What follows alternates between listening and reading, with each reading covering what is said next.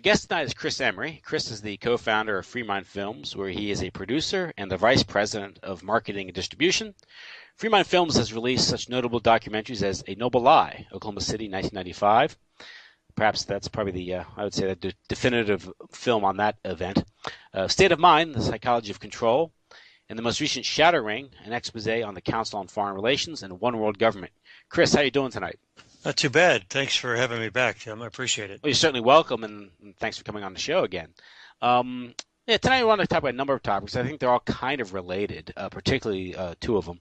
I noticed in your bio what got you involved in or interested in investigative journalism and becoming a documentary filmmaker were some of these events, and one was the Ruby Ridge standoff and massacre, and the massacre of the Branch Davidians at Waco, Texas in 1993.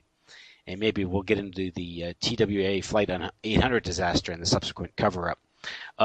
Ruby Ridge and Waco, that's what got you interested in becoming an investigative journalist? Yes, actually.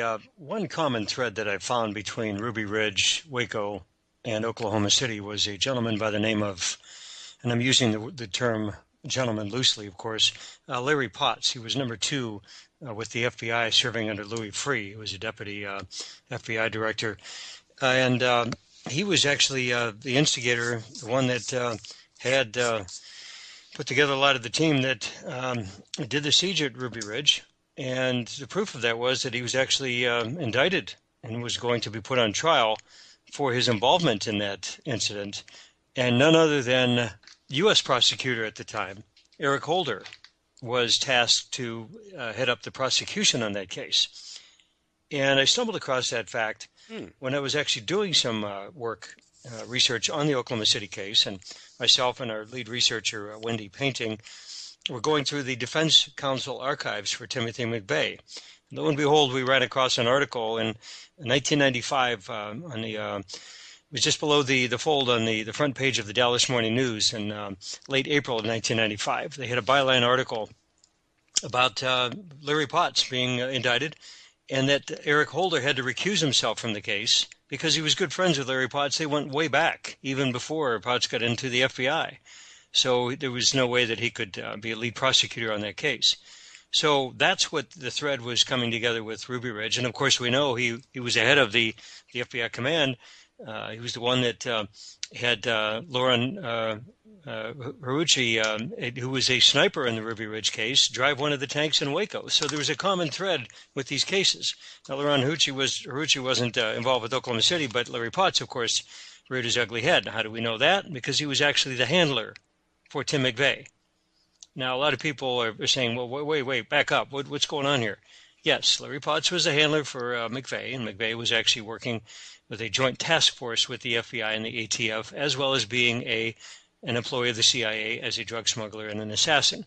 So we can always backpedal that, but that's the common thread with all three cases there. And it's horrific to see what Larry Potts has done and what he's gotten away with. Yeah, and again, if you have any, you listen to that and you're like, well, where did that come from? I just recommend you see your Freemind Films, A Noble Lie, Oklahoma City, 1995, and also the number of interviews you did. You did one with James Corbett Yes, last year, and also one with me last year. That's correct. That gets into the details of Timothy McVeigh and his legend and his connections to the U.S. government, particularly intelligence, and how he was recruited for a domestic operation. But go ahead. I'm sorry. So that's what Ruby Ridge really you could tell right away, and even when I was living in Texas at the time, that there was something horribly wrong in the way that these people were treated. It should have gone in there with a local constable, local sheriff could have handled the situation and questioned the family, and things would have diffused dramatically from that point on. But in fact, we found out through further research that Larry Potts had a sniper team from Denver come in, and they were tasked with initiating the assault, and they refused to go live. They picked up their duffel bags once they got on site, and they said, no, we don't show up for work every day to do this. You're shooting innocent American civilians. That's comforting to know that someone within Absolutely. has a conscience. Yes, and that So team packed up their stuff and yeah. went back to Denver. They had to pull the team out of Philadelphia, and that's where Lanarucci rears his ugly head. Hmm. And he was the one that actually was, in fact, it was Larry Potts and him that were indicted for murdering. I forgot Glenn Weaver, I believe, his wife. He Yes. shot her while she was holding a 3-year-old child at the screen door of the front of their cabin, and of course they killed the dog and the son. So then that thing just spun out of control horrifically from that point on. But like I said, we as a film crew, we reverse engineer. We go back and we see where are the markers, who are the people that have a common denominator with all of these cases, and Larry Potts and at least Lon Rucci did for the first 2 cases. Hmm. So from that point on, and I remember when Waco happened, I was in Austin, and we had a lot of the Texas, they call them Texas Rangers State Highway Patrol, were just speeding up I-35 to Waco, which is about an hour and a half drive north of Austin. And I thought, wow, where were they racing to? And we found out that morning what was going on. Of course, the McClellan County Sheriff was best friends. We know the whole story of that he could have gone in there and talked to the head of the Waco clan, but they chose to have the feds come in for a Hollywood-style attack, which completely backfired on them. So, anyway, that was my interest, and then that brought me to Oklahoma City, but that was after the TWA case that I had researched, and I just stumbled into Oklahoma City about 2.5 weeks after I was asked to step aside from the TWA case. But we can develop on that further if you'd like. Sure. Later on. Now with Ruby Ridge, it generated from an incident that Randy Weaver Yes. had with the ATF. They had sent an undercover agent or an agent provocateur to go in there to get him to he wanted to buy some shotguns from him, and the agent instructed him to saw off the shotgun an inch above the legal limit. Correct. And that became the pretext for the arrest, and also they tried to recruit him. Now, what were they trying to get him to do for them? Honestly, I don't know the particulars on that, but there again, that was the same mode of operation for recruiting people to blow up the federal buildings related to Oklahoma City. So I'm not quite sure if it was a sale or the manufacture of the arms, but Randy Weaver was over the barrel with several other related, very minor gun manufacturing charges and trafficking of them. And so I just, for the life of me, I don't know why it spun out of control. They could have gone up to the cabin in a civil manner, but they chose not to. In fact, that's why that first SEAL team or the sniper team refused to do it, because they said you don't need this firepower. Yeah. Just drive up in your SUV or your Suburban and be a civil, be a man about it, and just knock on the door and talk to them. Yeah. That's all they had to do.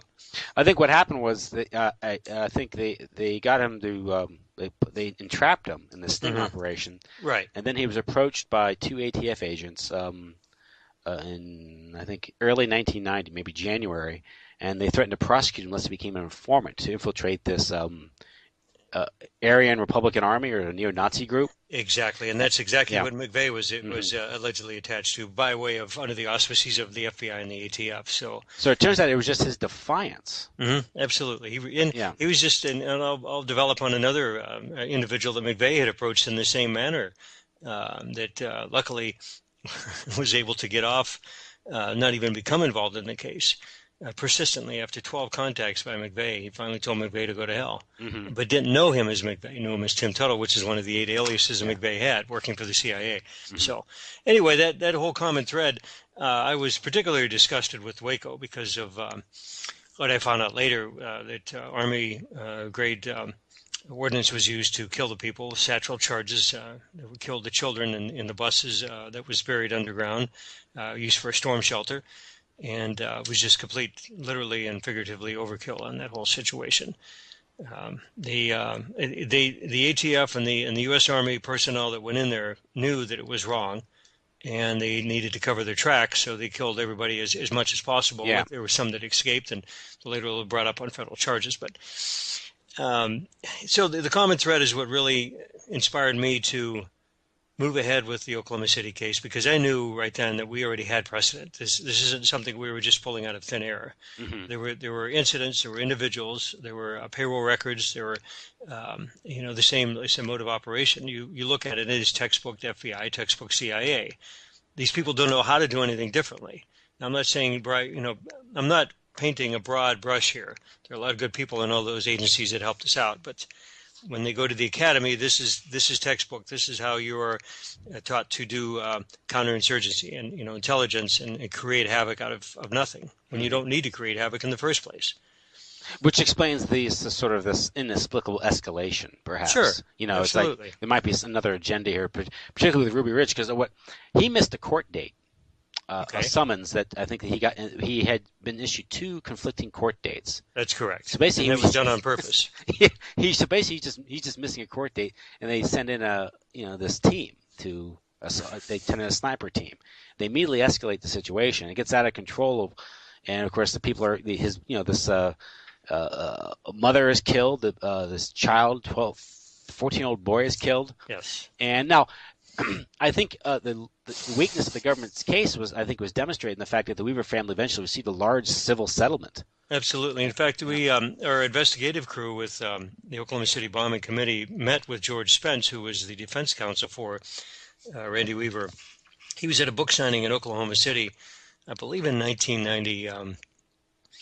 2006, and he knew of Charles Key and the committee's work, and pulled us aside. We had coffee at that. It was at a Barnes & Noble, big Barnes & Noble in Oklahoma City, and we sat down with him for the better part of 30 minutes, and he talked to us about what he did, and he definitely won them a huge settlement because luckily the federal judge ruled in favor of the Weaver family. Mm-hmm. It was horrendous. I don't know if you get such a ruling nowadays.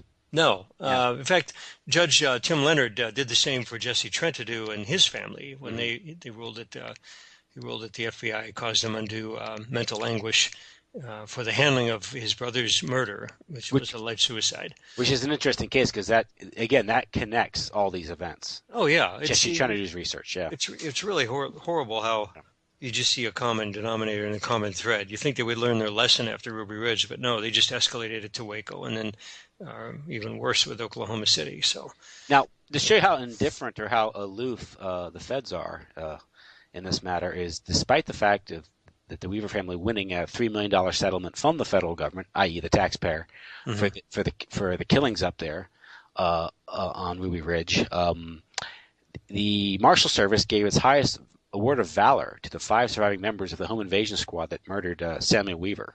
Yeah.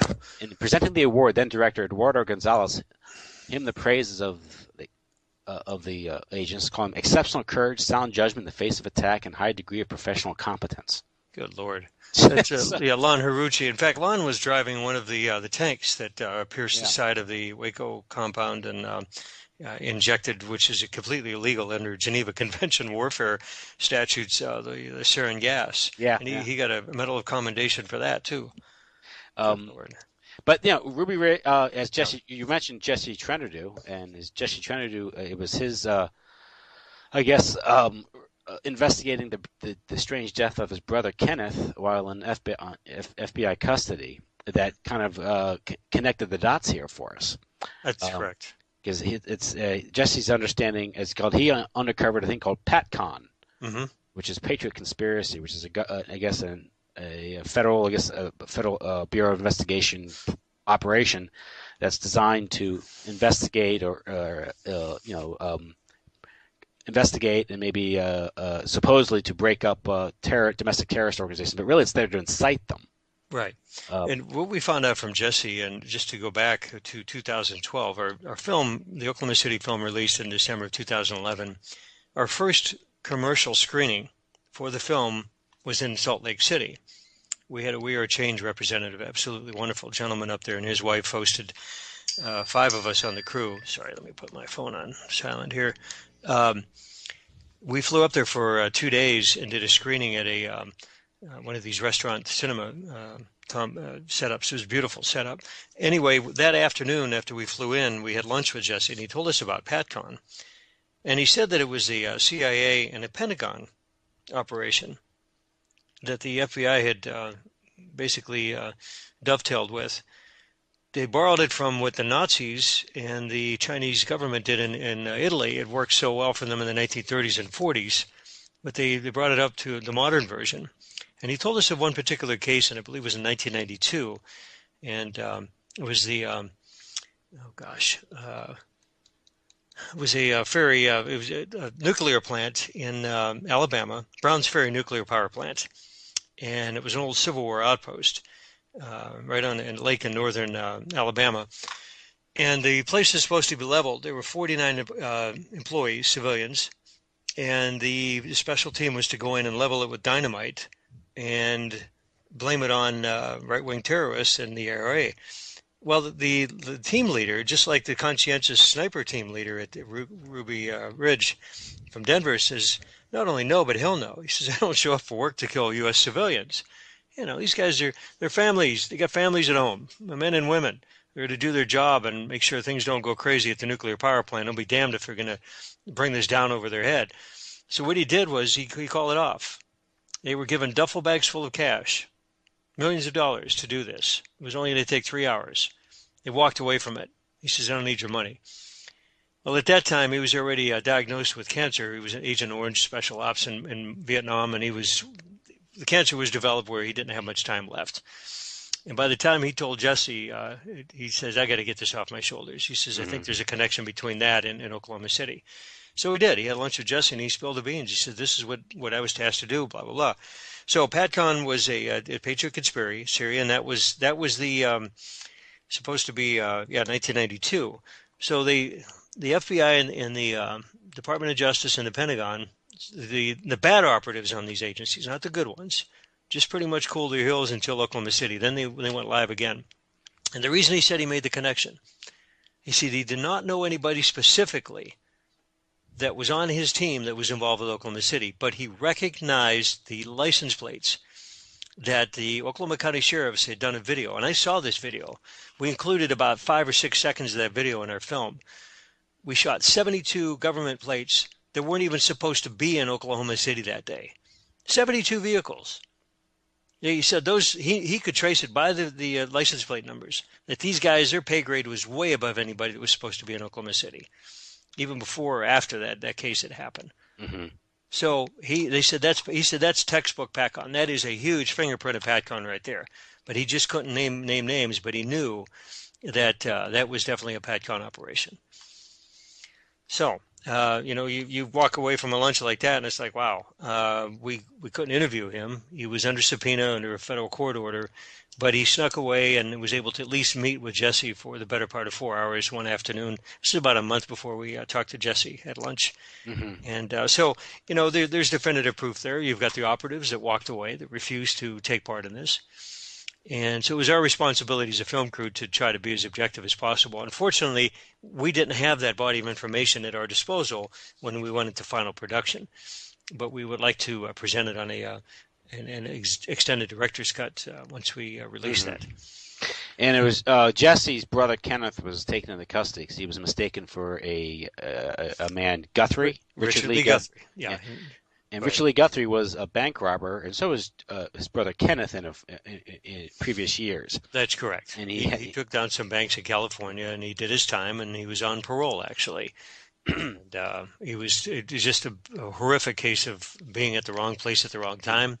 He still had to be on the lookout, and Kenny was a stunt double for Richard Lee Guthrie. They had the same dragon tattoo on his left forearm, same Marine detachment. The same year on the pickup, same color, the mustache. I mean, almost everything. This guy could have been a stunt double for Richard Lee Guthrie. Mm-hmm. So, go ahead. But it seemed to suggest that this Aryan Republican Army, mm-hmm. ARA, this is they're sort of they appear to be they rob banks to fund their operations. They've raised like $250,000 in the early 1990s by robbing banks, but it suggests the FBI was using them as an asset or some type. Sure, absolutely. Yeah. In fact, Michael Brescia, oddly enough, I lived in Madison, Wisconsin. Oh gosh, let me think. It was up there in 1989. 89. And it was in late August of 95. Now, this is 3-4 months after, almost 4 months to the day after the Oklahoma City bombing. Brescia robs a bank 4 blocks from where I used to live on the west side or on the east side of Madison, next to a huge shopping mall. And they got on the interstate 2 miles away and just headed down to Indiana after that. But it was Brescia's responsibility to lay down fake pipe bombs to make sure that the staff knew that they meant business. The staff didn't know they were fake, and they took off with, I think their take was just under $12,000 that morning. The bank had just opened. But Brescia was actually an informant for the FBI.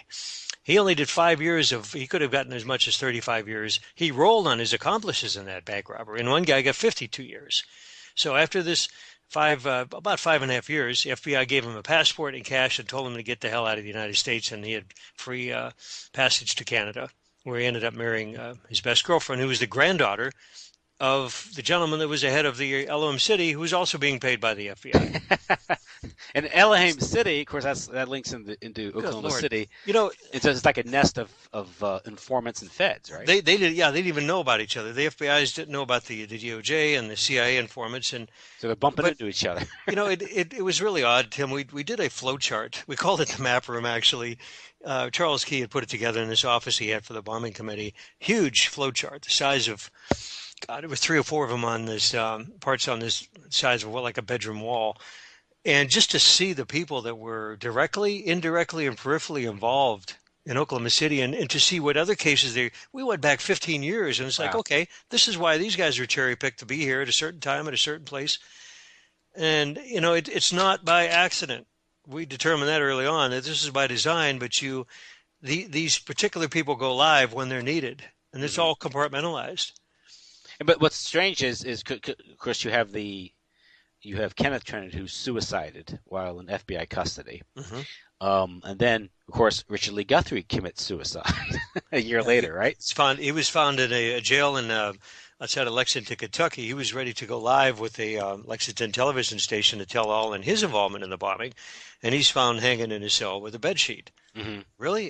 Why would you kill yourself the night before you're supposed to go live on TV to blow the cover on this thing? And the inmate who claimed he heard Kenneth Trent being murdered committed suicide. Yeah, he was killed, and it was the Federal Bureau of Prisons has a what they call, that's where Con Air is actually based in Oklahoma City, which geographically just within 100 miles is the geographic center of the U.S. So it's perfect for both coasts and all prisons in between. And gosh, I forgot the name of him. He actually contacted Jesse and spoke with him. The prisoner? Yes. I think it's Alden Gillis.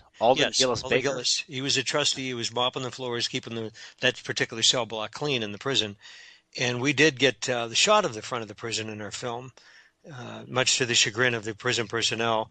But they couldn't tell us what to do off the grounds, obviously. So, but yeah, that was where this all came down. And the medical examiner, Fred Jordan at the time, Oklahoma State medical examiner, was shocked to see the cell, even 6 months after Kenny Trinity was buried. He went in there with a black light and luminol, and that detects the enzymes in the blood. And even after the blood was washed off, he still said it lit up like a Christmas tree. So the most of the cell was still full of the residue, the blood residue, even though you couldn't see it. And you have there's Carol Howe, who was an FBI or Fed informant, who I guess tried to speak up about Oklahoma City bombing. Then she found herself being prosecuted as well, correct? Exactly. In fact, Attorney Brewster, he was a high-profile attorney in Oklahoma City, very competent, very professional individual, spoke with one of the individuals that we interviewed on the film, and they actually became good friends through several back channels. Janie Coverdale, who is the grandmother of 2 of the children killed, had talked to Attorney Brewster many times. The FBI and the ATF gave Carol Howe fake pipe bombs, fake bomb material and components to use to instigate, to goad on these guys that were involved peripherally with the Oklahoma City bombing. And then they turn around and they leave her swinging in the wind, trying to pin her on the very items that they gave her to use in the first place. Where have we seen that before? Exactly. So what Brewster did is he completely exposed this. But let me tell you something else, and this is something we found out after the film. And I got to talk to the judge, Judge Michael Burridge. He was a U.S. District Judge. He left the bench because he would be able to make more money in private practice. Ran across him on another case. It was a maritime case that he was trying on behalf of the tugboat company that ran into the bridge in the Arkansas River. Horrific case there. But he told me that he stepped down from the bench. He remembers the Howe case, and he wasn't under obligation to be quiet about it anymore since he was off the bench. And he told me it was rigged. In fact, it was so bad that the prosecution was bringing in information from the McVeigh trial in Denver, which was running concurrently with the Howe trial. And the judge slammed his gavel down. He says, "That's it. Everybody in my chambers." He says, "Don't you dare bring any information regarding Timothy McVeigh or any iota of evidence, regardless if it's false or not, into my courtroom." And he reprimanded the prosecution. And boy, the jury saw what was up, and the gig was up, and they voted in favor of Brewster and his client, Carol Howe. Mm-hmm. I mean, that was it. It was downhill after that. Mm-hmm. Now, of course, the date of Oklahoma City was April 19th, 1995, and that's the anniversary of the massacre at Waco. So right. there was obviously an attempt to attach it to the Waco incident, but that's probably to create a situation to pin it on some sort of white. Exactly, and there's that the footage of McVeigh handing out bumper stickers at Waco. Well, we know for a fact we saw his payroll records, and several people that he had worked with. We were able to see their statements to the defense counsel, but which way were under seal in the McVeigh trial. McVeigh was working for the CIA at the time. He was smuggling drugs. He was killing not heads of state, but the third and fourth down of the chain of command. And I said, "Why third and fourth down of the chain of command?" And his attorney says, "Look," he says, "you kill 2, 3 people, 2, 3, 4 levels under you. You send the message to the top that if they don't get in toe the rope with what's going on in the United States, they're going to be next, or their kids, or their wife, or their relatives. So they don't go to the top right away." McVeigh was in charge of killing these people, along with several other people on the team. And he did it one by one. He would. In fact, it was really chilling to hear his attorney tell me this. I was in his office in October 2003, and Stephen Jones told me, looking at me through his signature thick lens glasses that he had, and he says, "Chris," he said, "I'm going to tell you what this case is and what it's not." And he told me what McVeigh did on a daily basis. He would go and do what he had to do, take a private jet. Sometimes he'd be gone 2, 3, 4 days, sometimes a week. Would come home, get his dry cleaning, go out grocery shopping, come home, make dinner, take a shower, go to bed, get up and do it all over again the next day. For 2.5 years. The FBI didn't even know where the hell he was. Out of those 2.5 years, they had no idea where he was for almost 8 months. Now, when the FBI doesn't know where you are, that means you're really deep undercover. Mm-hmm. Mm-hmm. So he just vanished off the face of the earth for 8 months. They had no idea where he was. Now, with Waco, of course, it begins February 28, 1993, when the Bureau of Alcohol and Tobacco Firearm Agents stormed the Branch Davidians. Well, they called it a compound. Which, Oh, it's ridiculous. Right. You always say compound, yeah. It was just this, clapboard, building. There was no gates around. There was no fences. It was an open range out there. An open range. And they lost the element of surprise, they said. Of course, they could see from miles who was approaching, so there was never any expectation of surprise there. Right. But it resulted in a 51-day standoff, of course, with the massacre on April 19th. What was the purpose, in your investigation, what was the purpose for the initial assault? What was really behind that assault? Oh, it was, here again, weapons, and there was allegedly some abuse by, what's his name? I forgot the gentleman's name. It just slipped my mind here. David Koresh? Yeah, David Koresh. And the local sheriff knew who he was. Koresh used to go out jogging 2, 3 times a week, and the sheriff would be driving by in his SUV, and they'd wave, or sometimes they'd talk in the middle of the road or whatever. And it was alleged illegal possession of certain firearms, and that there was allegedly some incestuous behavior and going on in there. It's like, really, it was nothing that, not even remotely close to anything that would be, amount to federal charges. Yeah. So, and again, it was just a Hollywood act. In fact, there was 2 TV crews that were called in advance to follow the raid. It's like, really? If this is going to be a surprise raid, why the hell are you having TV crews come in? It was just ludicrous from the start. But the way these people were treated, they should have never had the loud music and basically the stockade of the military and the law enforcement personnel. I ran into actually one of the guys that was driving a volunteer fire truck the day that the particular compound had burned down, and he says they were kept 1.5 miles away while that fire was raging. Mm-hmm. And I'm thinking, really? And he said, yeah, they were very upset. Very upset. They knew some of the people that were in there. And for them to be held back 1.5 miles to let that place burn down to the ground when they were there to put the fire out, It was just horrible, absolutely horrible. That's just flat out murder is what that is. Well, according, I think it was I was watching the Rules of Engagement Yes, about, great movie, great movie. and the attitude was once the Davidians, Branch Davidians, had fired back and defended themselves, there were people committed within the BATF and the FBI to murder them, regardless of who was inside. Here's another connection we had, unbeknownst. One of the, he's actually a good friend of mine, Holland van den Nieuwenhof, who helped us with the Oklahoma City case, brilliant researcher. He served in the Marines. He was on a security detail out of Fort Pendleton in California for 4 years in the Marines. One of the guys, he was a rifle squad leader. One of the guys that he served with drove one of the Bradley armored vehicles that was in a ditch about 60 yards downrange from the big building that you saw burned down. Their task in a Bradley armored vehicle was to take out anybody that escaped from that fire with 50 cal machine guns. What the hell? There is no search and rescue there. This is like shooting fish in a barrel. In fact, Holland even told me, he confided in me, he says, I have no idea how those survivors got out of there because you just can't run away from downrange fire from a 50 cal. Mm-hmm. And the only reason he think that they were able to escape was because under the cover of smoke. Mm-hmm. And they got out in the early stages of the fire. And they knew where to run, but and he said there were 18 of those Bradley vehicles parked in it was a ditch where basically only the top turrets were visible, and they had a clear shot right into that building. So there was no intent for rescue. They wanted to murder these people, to keep searching the fire people away, to have the Bradley vehicles already positioned in advance before the tanks even showed up. Mm-hmm.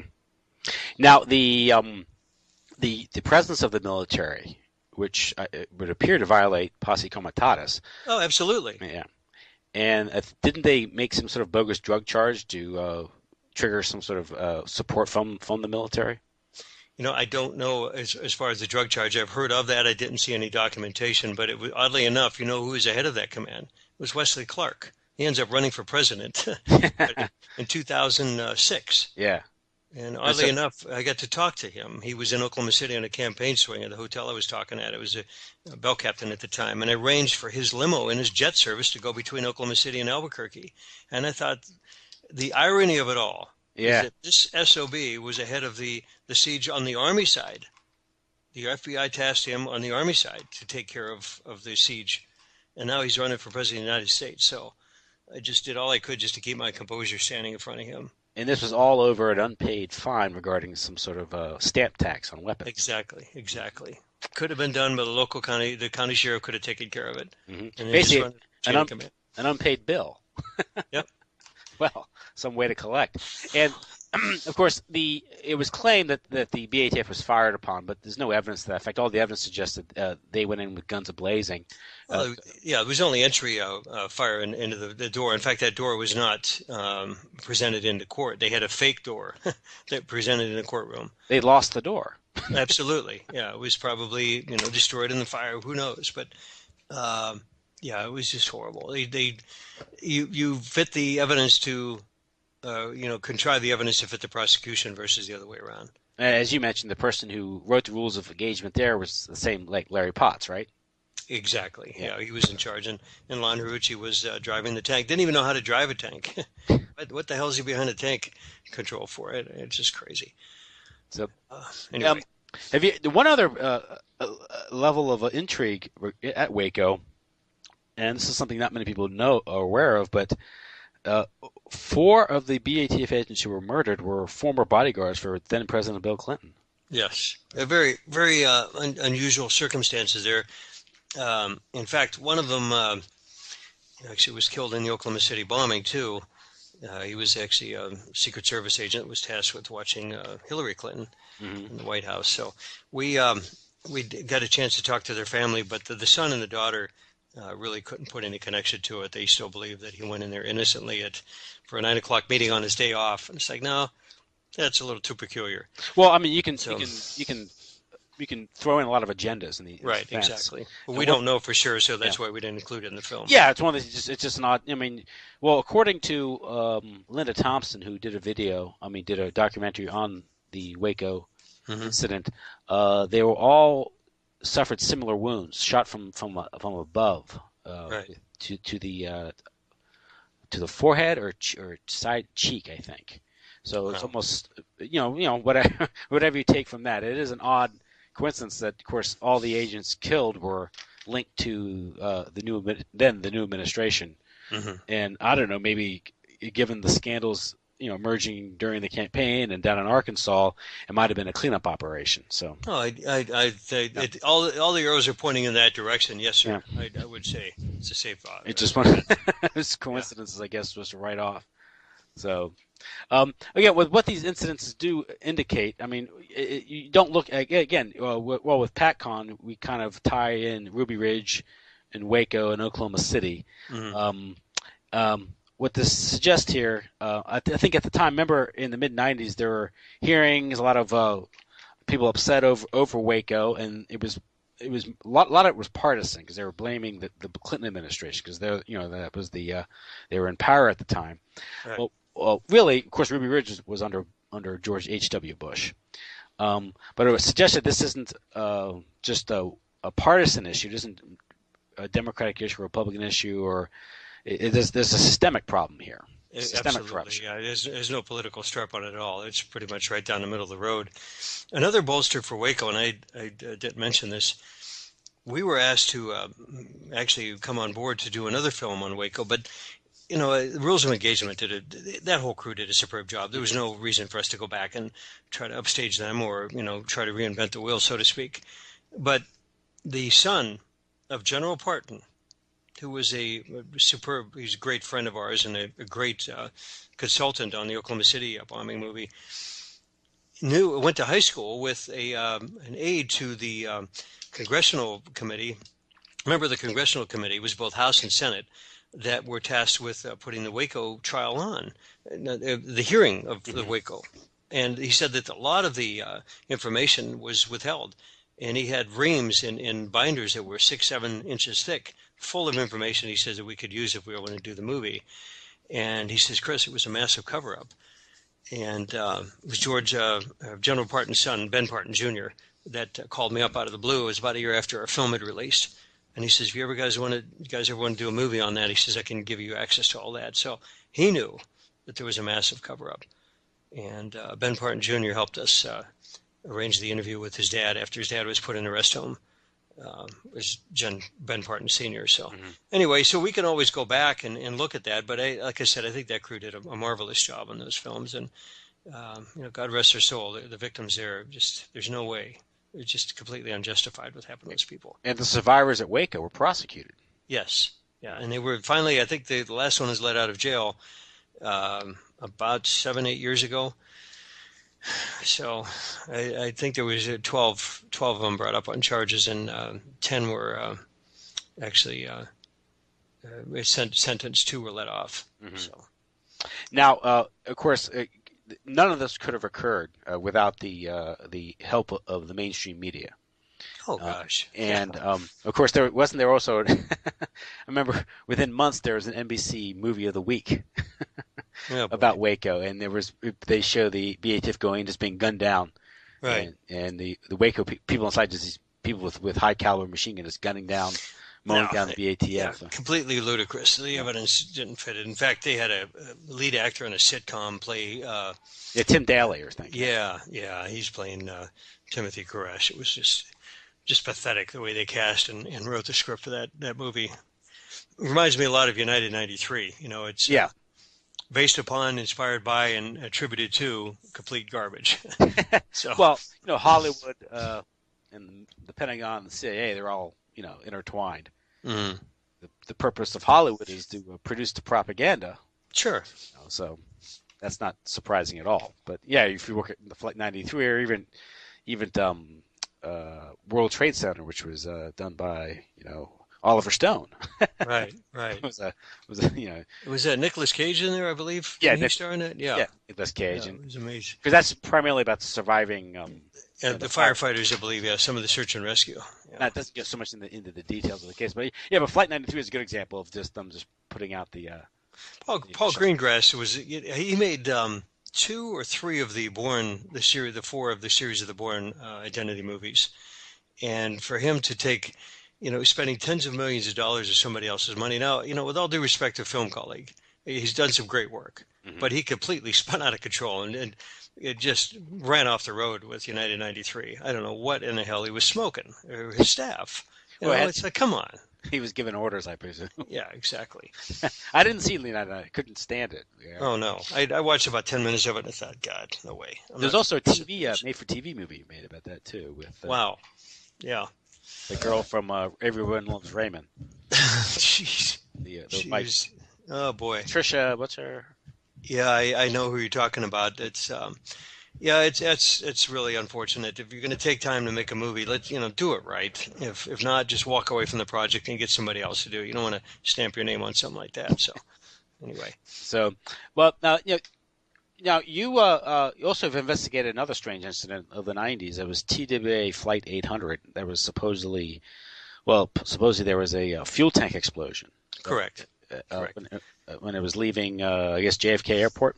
It was an evening flight nonstop from JFK to Charles de Gaulle, a routine 6.5 hour flight.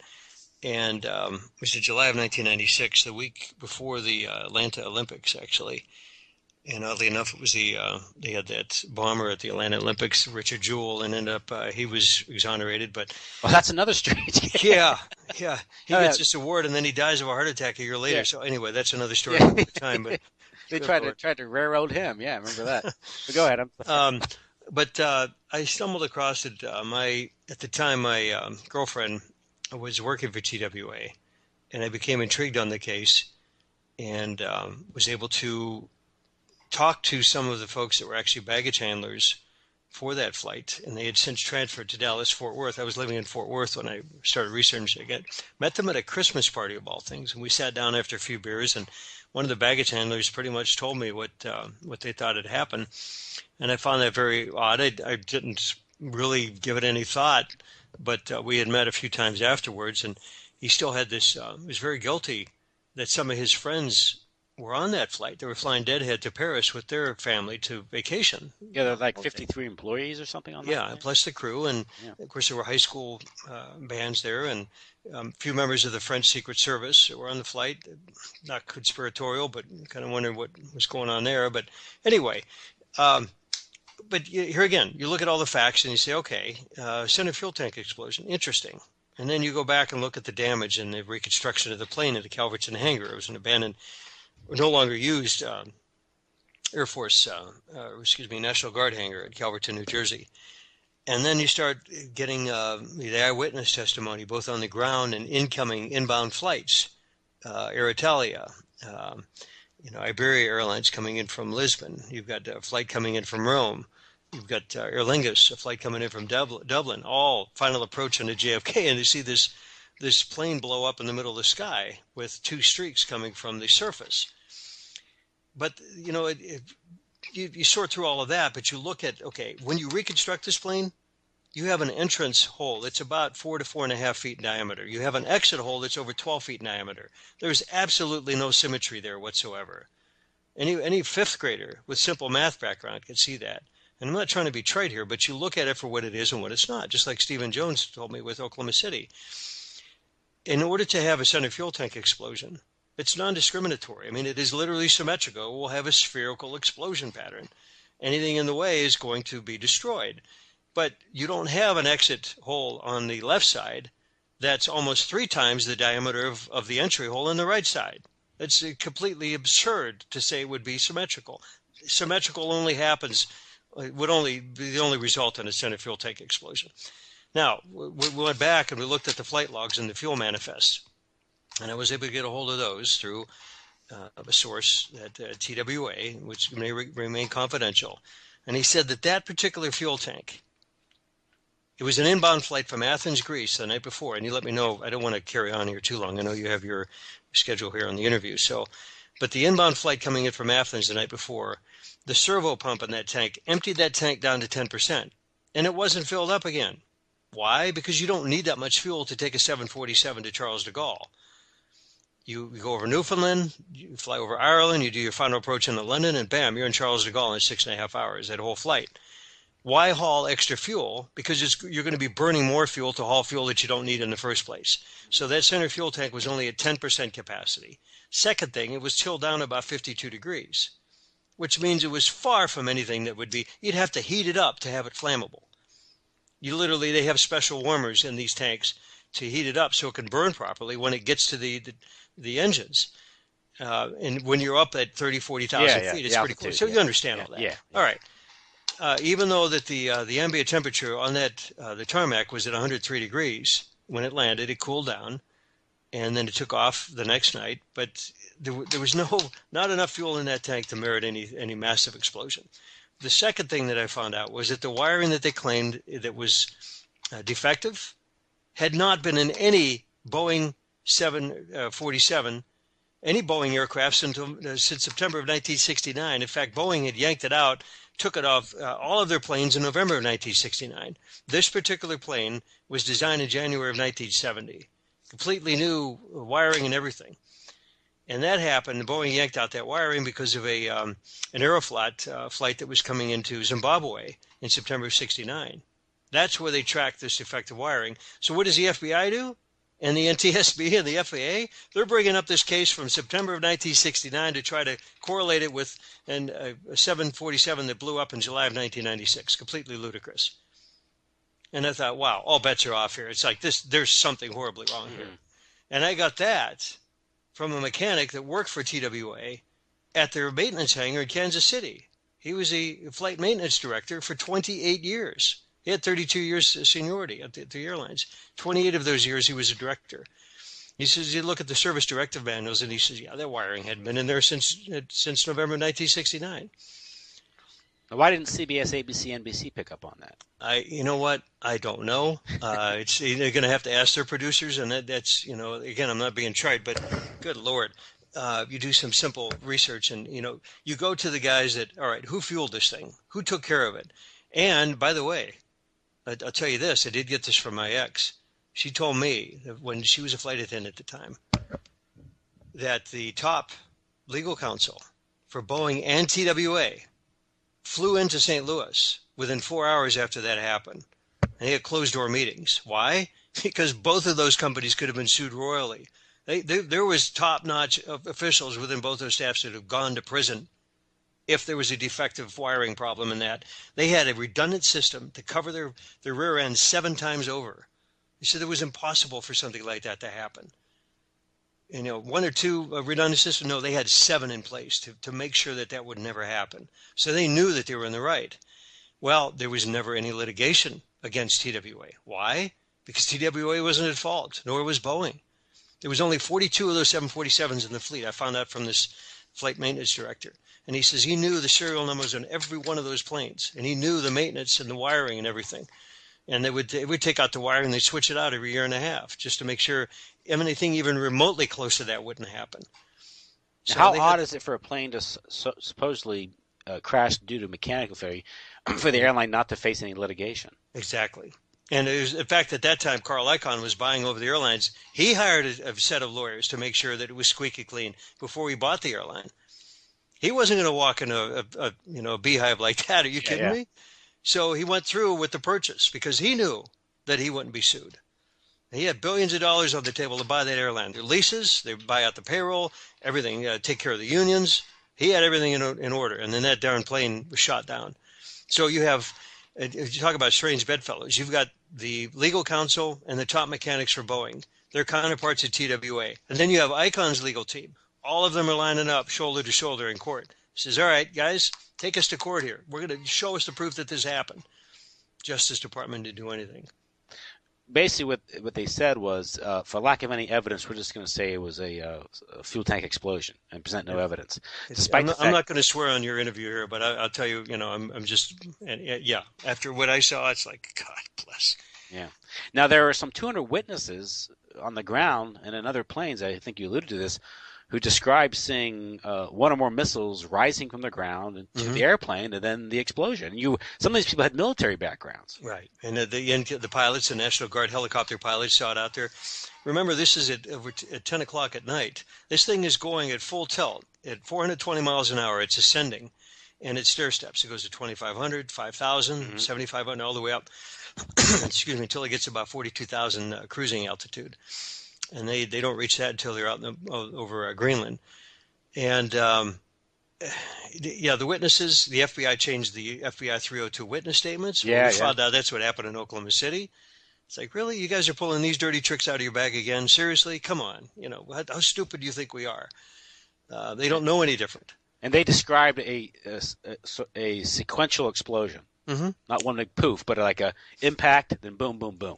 That's what that helicopter pilot Right. And describes. what was really shell shocked me and General Parton. In fact, I flew up to his house. I've got my notes here, and we scanned it, and it's on our Facebook page of the notes that he wrote out that night when I met with him at his dining room table regarding what he calculated on the explosion and the what they call blast wave attenuation with Oklahoma City. After 6 hours of talking to him, here we are, both of us are bleary-eyed. Had a couple of beers, we're talking, and it's 4:30 in the morning. I got to catch a flight at 10 o'clock from Reagan National back to Oklahoma City. I get up from the table, and he says, "Oh, by the way, have you ever studied the TWA case?" He had no idea that I'd been looking at it for 2.5 years, and I says, "As a matter of fact, I did." Without skipping a beat, he looked at me with his bloodshot eyes, and he says, "I designed the ordnance that took that plane down." I nearly fainted. I says, "Excuse me?" And we sat down at his dining room table for another 2.5 hours. We didn't get out of there till almost 7 o'clock. The sun was already up. And I took a quick cat nap for an hour and a half and got my flight. But he ran through everything. And he says that he designed the ordnance at the Pentagon. He was in charge of a team at the Pentagon for 18 and a half years. After he left, he came in, he enlisted in 1945, and he left, 1948, and he served 30 years and retired in 78. But from 1960 to 1978, he was at the Armament Lab. They designed ordnance for both the Navy and the Air Force to share costs, to reduce the costs. So just different paint jobs, same ordnance. And he said that plane was designed to take down fighter jets. He said it was horrible what happened. And he just flat out told me what happened. He says the first one was shot actually from a submarine. Both of them were shot from a submarine. It was supposed to be to take down drones that were shot from battleships. It was a 1 square mile secure perimeter that was set up off the coast of Long Island. TWA 800 breached that security perimeter on the southeast corner. It was mistaken on radar by the submarine for one of the drones that was allegedly launched by one of the battleships. There was 21 surface vessels and 2 submarines in that group within that area. He says what happened was the first one that went up between rows 17 and 19. Now, I went back on the schematics of a 747, and your 22 or 23 rows, depending on the seating arrangement, is first class. So all of it hit first class between rows 17 and 19. If you count the engines from left to right, 1, 2, 3, 4, the missile was following the heat trail from engine number 3. So this plane's flying forward. You got the engine closest to the right side of the plane, following that heat trail, and goes right through rows 17 and 19, cuts it in half like a meat cleaver. Whoever was in those rows had no idea what hit them. Gone. Just lights out. All right, so the back of the plane is continuing to climb because the computers don't know any different. They think the front of the plane's still there. Those computers are having these engines just rolling full tilt, trying to get this plane up to the certain level, and then it'll level off, and then it'll go up another 2,500 feet. At 420 miles an hour, that's really hauling the mail. There's a lot of power coming out of those engines. The front of the plane is toppling into the ocean. What's the second missile do? Goes after the front of the plane, which is on fire, follows the heat trail from the fire on the front of the plane, goes between the wheel housing, between the first class cam and bulkhead, and the cockpit, blows it apart. So the back of the plane is still continuing to climb for another 400 feet. The computers realize, hey, we don't have a front to the plane. Shuts the engines off, reaches the apogee, and just is still for about a second and a half, and then pummels to the ocean 18,000 feet down. Hits it. It's just like hitting concrete when you're hitting the water like that. So the front of the plane is actually behind the back of the plane when you see the debris field. It's as though it was an incoming flight into JFK. And it got so ludicrous that the FBI says, yeah, well, it was incoming. That's the debris field. And it says, no, you don't understand. The back of the plane landed in the ocean after the front of the plane. I mean, it was just completely ludicrous the way they investigated this case. So he told me what happened. He told me what the ordnance was. He says, there's no way they would have survived that. If anybody wasn't strapped in, they would have been sucked out of the plane. And there's no way they would have survived hitting the ocean. It's like hitting hard rock. So you have all of these private fishing vessels. You've got these yachts, these people out there. This is a beautiful July evening in 1996 off the coast of Long Island. Are you kidding me? Yeah, there's going to be people out there. They're the ones that went after to find the debris and these oil slicks that were on fire. Where was the Navy? We found out on radar tapes from Boston, Logan Field. They scattered. They took off. They got out of there as fast as they could. 21 surface vessels and 2 submarines. Are you kidding me? Not one of those 23 vessels came back to rescue because they knew that they made a horrible mistake. It's a complete violation of maritime protocol. Absolutely. Yeah. Absolutely. And it was the Coast Guard that was calling on the U.S. Navy, ignoring all of their radio calls. We have that on tape, transcript. I mean, it was just dead center. We got them nailed, got them by the short hairs, and they lied about it. It was an accident. Okay, own up to the accident. And for General Parton to sit there across his dining room table, I was floored. In fact, I was numb, not only by lack of sleep, but just on the flight back to Oklahoma City, I'm thinking, what in the hell do I do with this information? Mm-hmm. And so, we talked over the course of the next few months, and he says, Chris, just tell the truth. Just get it out there however you can. Well, we were in the thick of working on the Oklahoma City case. Had nothing to do with the TWA case. But just by, I don't know, providence, synchronicity, coincidence, I got the scoop from him at his dining room table for 2.5 hours that weeknight. And he told me what happened. He was very upset. And he was already retired at the time, obviously. He retired in 78. The accident didn't happen until 96. His friends at the Pentagon called him up immediately within 2-3 hours after it happened. And they knew what happened. They knew the ordnance that was used on that plane. When you design this stuff, you're spending billions of dollars. Of course, you're going to know what take the plane down. So you can clearly identify it. Anyway, now, of course, what they claimed at the time. Of course, what's really strange is the FBI immediately took over the investigation when it should have been the NTSB, right? NTSB was told to shut up. The FAA now, and here again, I want to give credit where credit is due. They had some conscientious FBI agents take James Sanders, who did a beautiful job of research on this and made 2 great DVD films about the case. He was the guy who acquired the evidence of explosive residue, correct. Right? Yeah, explosive residue, and that was another odd thing that Rand Corporation out of California sends a fax supposedly to the FBI headquarters in Newark, the field office in Newark, and it ends up in a lawyer's office in his home. It was off by 1 digit. They messed up the fax number. So this lawyer is getting these schematics for the engine and the propellant that's used on these missiles that took the plane down. And General Parton says, yeah, we work closely with Rand. We ran tests out in the White Sands Missile Range with them all the time from this ordnance. So, bam, all of the pieces of the puzzle are falling together. And this lawyer heard about it, and he says, what the hell am I getting this stuff from Rand for? He says, I'm a civil attorney here. I deal with family law, Unbelievable. Who did Rand think they were sending it to? To the field office, the FBI field office in Newark. That's fun. Oh, wow. They missed it by 1 digit. Yeah. So the truth bubbles out when you least expect it. Yeah. And so that was it. I mean, that's all bets were off when that came out. So these 2 FBI agents again, and I really have to commend them. Well, I mean, that's what you get. Yeah. You do get. I mean, these agencies aren't monolithic. No. And unfortunately, the leadership seems to be corrupt.